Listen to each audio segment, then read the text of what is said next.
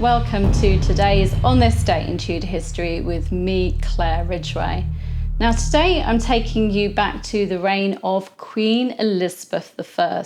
For on this day in Tudor history, the 22nd of July 1576, playwright and pamphleteer Edward Sharpham was baptised at Colehanger, East Allington in Devon. His birth date is not known, but babies were usually baptised within just a few days of birth.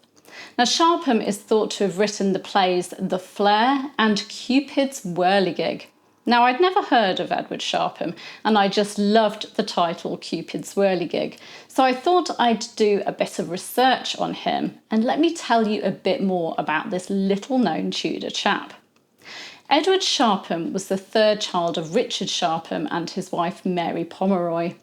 Sadly, Sharpham's father died when he was just 5 years old. That is, Sharpham himself, not his father dying at 5. And interestingly, his mother sued a man named Thomas Fortescue for killing her husband by witchcraft and using witchcraft to make her fall in love with him. In 1596, 20-year-old Sharpham also sued Fortescue and a man named William Bastard of the Middle Temple, one of the inns of the court, for tampering with evidence related to his mother's lawsuit. Sharpham's mother ended up remarrying, but not Fortescue. She married Alexander Hext and had 3 children by him. After his death in 1588, she married Charles Barnaby. It's thought that Sharpham was educated at grammar school before being admitted to the Middle Temple in 1594.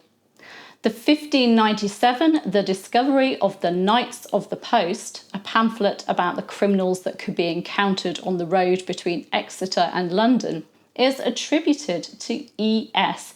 and is thought to have been by the 21-year-old Edward Sharpham. Another piece of writing by E.S. is a commendatory poem to the comedy Volpone by Ben Jonson. Other works that are attributed more certainly to Sharpham include the 1607 The Flare, which was written for the children of the Black Friars, a boys' theatre company, and the 1607 Cupid's Whirligig. The Flare is a satire of King James I's court, and Cupid's Whirligig is a comedy set in London about a man who suspects his wife of being unfaithful. According to the synopsis of the play, the man, Sir Troublesome, what a great name, comes up with plan upon plan to prove his wife is unfaithful, including the idea of castrating himself and seeing if his wife gets pregnant. That seems quite a length to go to. Lady Troublesome comments in the play, "'Tis such a jealous fool that if he catch but a flea in her bed, he will be searching to see if it be a male or a female, for fear a comes to cuckold him." Oh dear.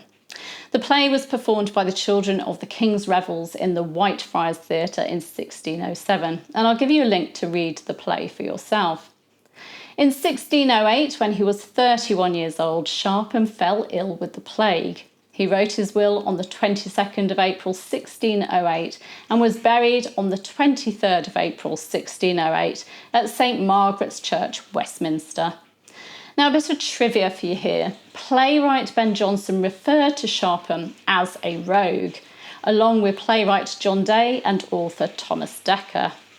Also on this day in Tudor history, if you can still hear me over the rain which has suddenly started, the 22nd of July 1536, Henry VIII's illegitimate son, Henry Fitzroy, died at St James's Palace.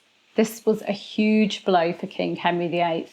You can find out more about Fitzroy's illness, his death and burial, and what a favourite he was with his father in last year's video, which I'll give you a link to.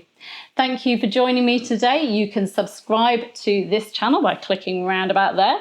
You can hit the bell to be notified as these videos go live, and you can give me a like and leave me a comment. Thank you. Bye-bye.